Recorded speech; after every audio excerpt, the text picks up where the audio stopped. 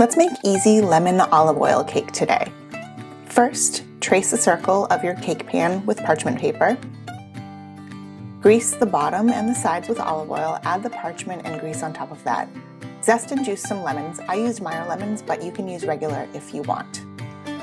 You're going to need about a tablespoon of zest and a quarter cup of juice.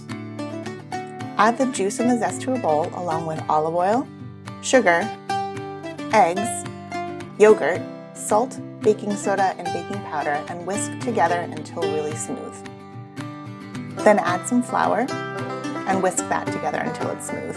You only need one bowl for this recipe. Grab your prepared baking pan, add the batter, and bake it in the oven until a toothpick inserted comes out clean. Run your knife around the edge of the bowl and flip out onto a cutting board. Remove the parchment paper and flip back onto your serving dish. I like to dust the top with powdered sugar for serving and add some fruit on top. Yum! Get this and more recipes at bowlofdelicious.com.